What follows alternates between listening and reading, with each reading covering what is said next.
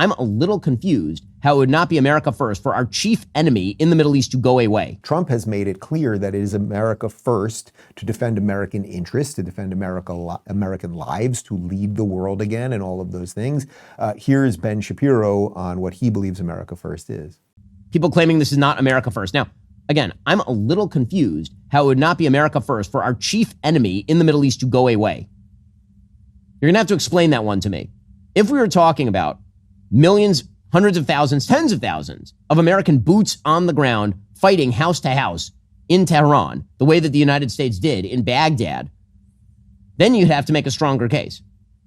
And I will, by way of side point here, make a point made by my friend Ben Domenech, who's now over working with us here at Daily Wire. Ben Domenech made a great point a little bit earlier this evening to me. He said, here's the thing about American foreign policy. You can explain until you're blue in the face why things are good for Americans. If they end well, Americans like it. And if they end poorly, Americans hate it. Americans knew precisely why we went into Afghanistan. Because Al-Qaeda murdered 3,000 American citizens. That war went poorly and Americans turned against it.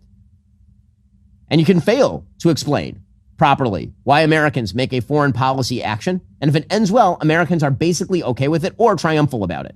Americans like victory and they do not like losing. The president has no intention of losing here.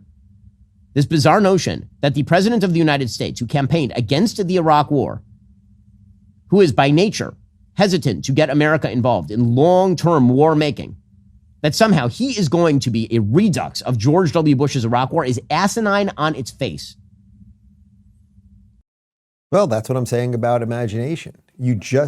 Some of these people that are, particularly the ones on the right that are angry with Trump right now, I think that Tucker released a statement. It was like, this is a disaster beyond comprehension. But like, how about Donald Trump, who has done everything differently than everyone before him, who, as we illustrated at the top of the show with that video from 45 plus years ago, who has shown an ideological consistency with all this, who's using American military in a completely different way. Remember, there were people 3 weeks ago that were screaming about regime change in Venezuela, and we just got Maduro out and the Venezuelan people are thrilled, right?